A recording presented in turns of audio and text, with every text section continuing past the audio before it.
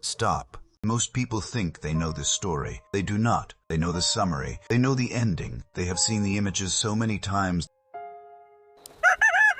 And by sunset, it looked like evil had won. The cross has become jewelry, the story has become wallpaper, and the most consequential event in human history has become background noise. This video is not that. This is the Friday as it actually was. It is finished.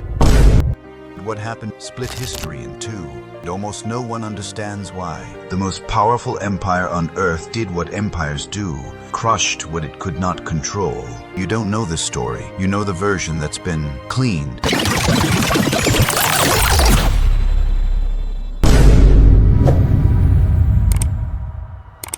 Now, we need to go back, not to that Thursday night, not to that trial. 700 years further back, to a poet standing in a field in ancient Israel, writing something that should have been impossible to write. His name was Isaiah. And in approximately 700 BC, before Rome existed, before crucifixion existed, before the name Jesus of Nazareth existed, he wrote this, despised and rejected by men, a man of sorrows, acquainted with grief, a man who would be wounded for our transgressions, bruised for our iniquities, a man who, like a lamb led to slaughter, opened not his mouth, a man who, though executed as a criminal, would be buried with the rich at his death. And yet he described it, with precision, with detail that defies accident. To understand what happened on this Friday, you need to understand the world it happened in. Is Passover. The city of Jerusalem, normally home to perhaps 50,000 people, is now holding nearly 2 million pilgrims who have traveled from across the known world to observe the feast. The streets are packed. The Romans are on high alert. Look to the southeast gate. I don't like the look of that group. Understood. Ready? One spark in this crowd and the whole city burns. The man at the center of this storm is a 33-year-old rabbi from the backwater town of Nazareth. For 3 years he has moved through Israel, healing the sick, raising the dead. You are the light of the world.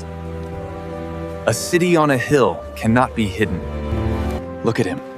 He acts as if this temple belongs to him. Such arrogance. The blasphemy. Teaching with an authority that no one could explain and no one could ignore. He has made enemies of the most powerful men in the country, the chief priests, the Pharisees, the teachers of the law, because he speaks as though he owns the temple, and forgives sins as though he owns heaven. And now Passover has come, and he has ridden into Jerusalem on a donkey, while crowds threw palm branches in the road and shouted, Hosanna, blessed is he who comes in the name of the Lord. The religious establishment has decided this man must die before this Passover ends. But before we follow him into that garden on Thursday night, you need to understand one more thing. You need to understand that curtain. Inside the Jerusalem temple, at the very heart of the complex, hung a curtain unlike anything else in the ancient world. It was 60 feet tall. It was 4 inches thick, so dense and heavy that Roman historians record it required 300 priests working together to move it. It was woven from the finest linen, dyed in scarlet and blue and purple, embroidered with golden cherubim, and behind it was a room. One room, most sacred space on earth. The Jews called it the Holy of Holies, the place where the very presence of God dwelled between the golden wings of the Ark of the Covenant. No one entered that room, no one, except once a year. On one specific day, Yom Kippur, the Day of Atonement, the high priest would prepare himself for weeks. He would wash himself in ritual baths. He would dress in pure white linen. He would take the blood of a sacrificial animal, and he would step alone behind that curtain and into the presence of God to make atonement for the sins of the entire nation. And because the holiness of what lay behind that curtain was so absolute, tradition records that a rope was tied to the ankle of the high priest before he entered. Because if God struck him dead for any impurity, someone had to be able to drag the body out. No one else could go in to retrieve it. That is the world this Friday is set inside. A world where approaching God had a cost. a world where atonement required blood, a world where the gap between a holy God and a sinful people was real and vast and could not be crossed by human effort alone, a world that was about to change forever. He had eaten his last meal. He had washed his disciples' feet with his own hands. He had broken bread and poured wine and said words they would not understand until after. This is my body, broken for you. This is my blood of the new covenant, poured out for many for the forgiveness of sins. And now he has brought them here, to the garden. He takes Peter, James, and John, his three closest men, deeper into the trees, and then he says something that stops them cold. My soul is overwhelmed with sorrow to the point of death. And he goes further in, alone.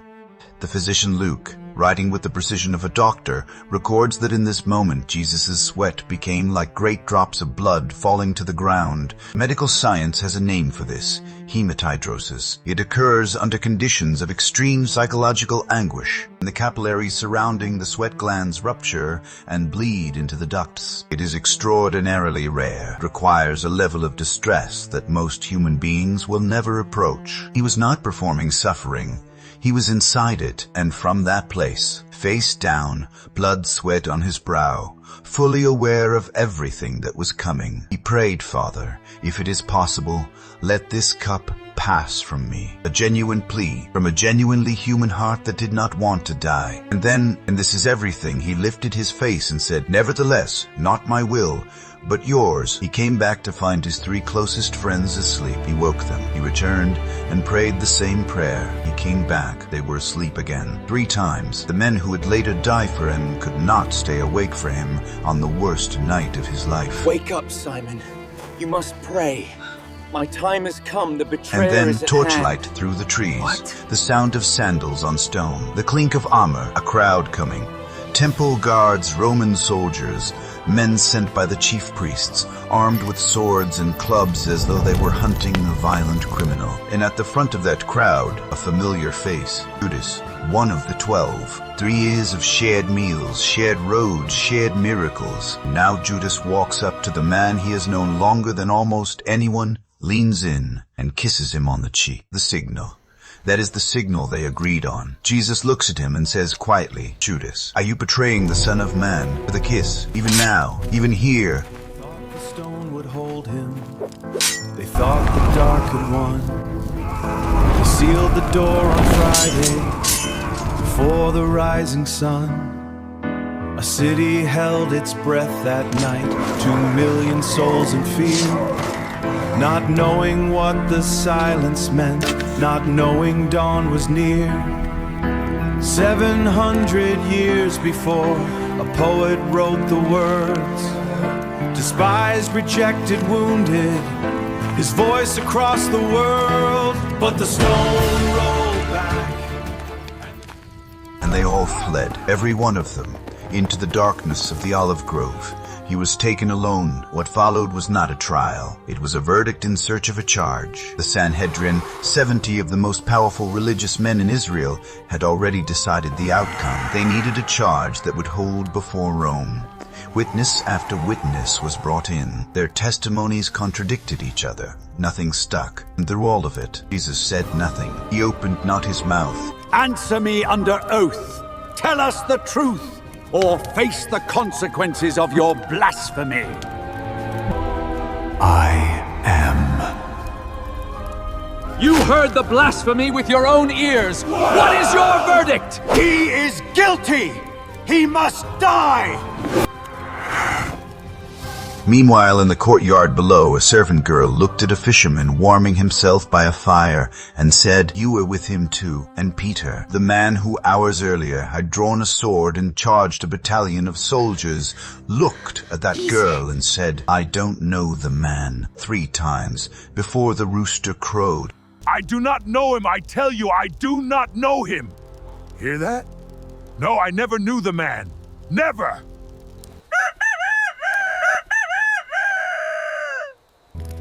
Jesus, being led across the courtyard at that exact moment, turned and looked at Peter. And Peter went out and wept bitterly. Pilate examined him. He sent him to Herod, who sent him back. Look at me when I speak to you. Tell me what you have done.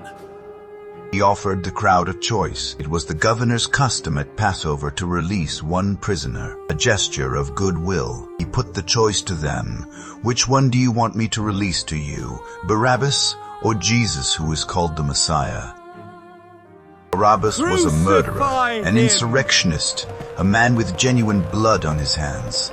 The crowd, whipped into fury by the chief priests, shouted, "Barabbas! Then what shall I do with Jesus? Crucify him!"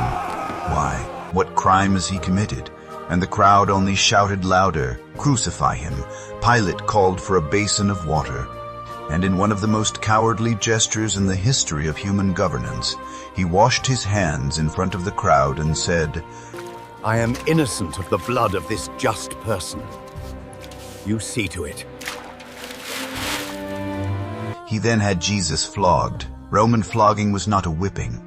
It was a structured destruction of the human body, designed to bring a man to the edge of death before execution. The instrument was a flagellum, strips of leather embedded with pieces of bone and metal. The victim was stripped, bound to a post, and beaten across the back, shoulders, and legs until the flesh hung open. The soldiers then dressed him in a scarlet robe, mocking the claim of kingship. They twisted thorns into a crown and drove it into his skull. They placed a reed in his hand as a scepter. They knelt before him, laughing, "Hail, King of the Jews," and spat on him and struck him across the face with the reed. He was wounded for our transgressions. He was bruised for our iniquities. Isaiah knew. 700 years before the reed, before the thorns, he knew. He carried it as far as he could. The crossbeam alone, the patibulum, would have weighed between 75 and 125 pounds. For a man who had been awake since the previous night, who had sweat blood in a garden, who had been beaten and flogged and crowned with thorns, carrying it through the narrow, packed streets of Jerusalem on Passover morning was an act of the body pushed past every limit. At some point he fell. The soldiers grabbed a man from the crowd. Simon of Cyrene, just arrived in Jerusalem, probably for Passover. His name and his son's names recorded in the Gospel of Mark, as though the early church knew this family well, and put the cross on Simon's back. The procession continued, outside the city walls, just as the sin offering unto the law was taken outside the camp, just as Leviticus described. To Golgotha, they nailed him to the wood. The Romans had perfected crucifixion over centuries as an instrument of maximum suffering combined with maximum visibility. The position made breathing labored. To exhale, the victim had to push up on the nails in their feet. Death came slowly, over hours or days, from a combination of exhaustion, asphyxiation, blood loss, and exposure. He was crucified between two criminals, numbered with the transgressors, just as Isaiah had written. The people passing on the road mocked him. The chief priests and teachers of the law mocked him. Even one of the criminals crucified beside him joined in. "Aren't you the Messiah? Save yourself and us." But the other criminal silenced him. "Don't you fear God? We are punished justly. We are getting what our deeds deserve. But this man has done nothing wrong." And then he turned his head toward Jesus and said, Jesus, remember me when you come into your kingdom. Today, you will be with me in paradise. The most audacious prayer in all of Scripture, from perhaps the most unlikely man who ever prayed it.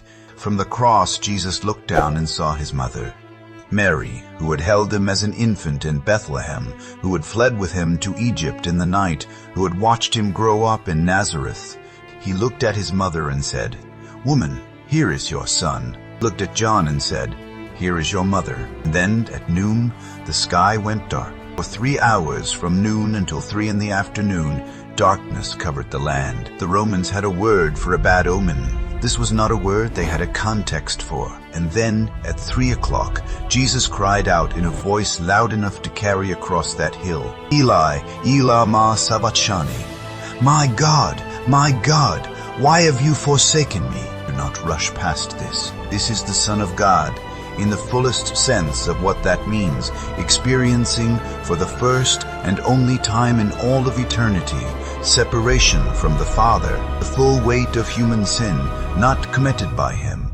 A soldier offered him wine vinegar on a sponge. He received it. Then, with a loud voice that no crucified man should have had the strength to produce, Jesus said, It is finished. The Greek word is tetelestai, one word, used in the ancient world to stamp across a debt ledger when a debt had been paid in full. Paid, finished, done, nothing left to owe.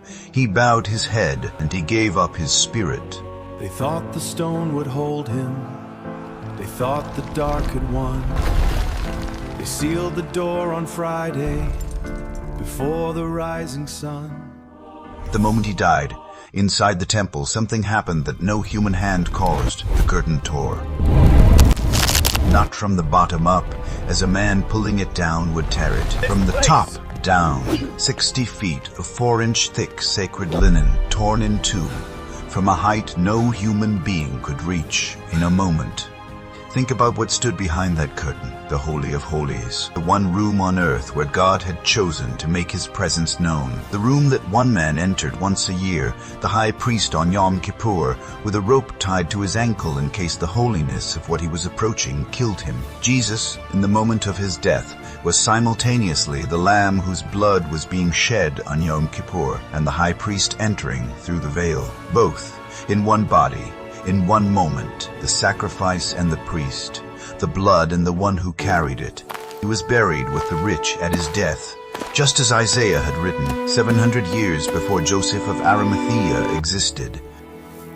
700 years before a poet wrote the words, despised, rejected, wounded, his voice across the world. But the stone rolled back, and the grave clothes fell, and the name that death was holding rose to tell what no empire could contain, what no darkness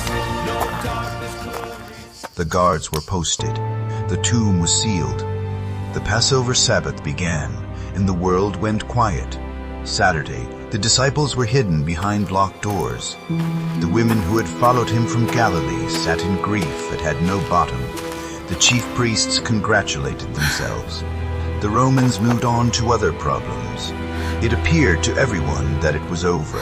They were not going to the tomb expecting a miracle. They were going to do the only thing grief had left them, to tend to a body, to perform the final act. He is risen. What is it? What do you see? He is truly risen. Of love for someone who was gone. And when they arrived, the stone was already moved.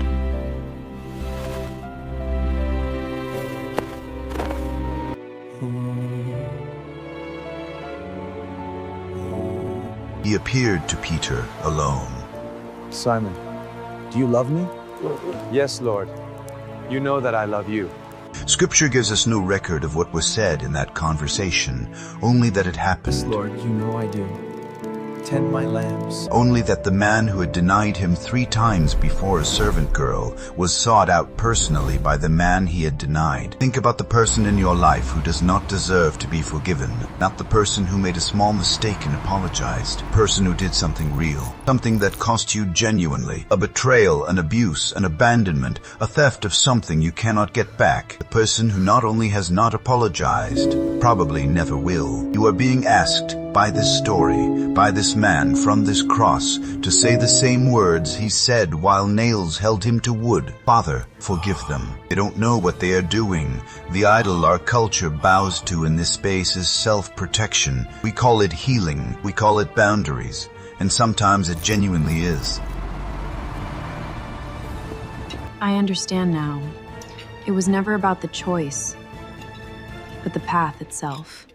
The question this story asks you is not whether the person who hurt you deserves forgiveness. Resurrection is not primarily a story about an empty tomb. It is a story about what Jesus did after the tomb went looking for the person who had failed him most publicly. And he found him, and he reinstated him, and he gave him the mission anyway. Question this story asks you is not whether you have denied him.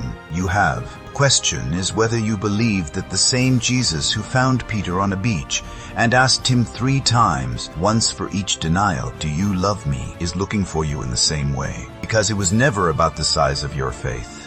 It was always about the size of what your faith is placed in.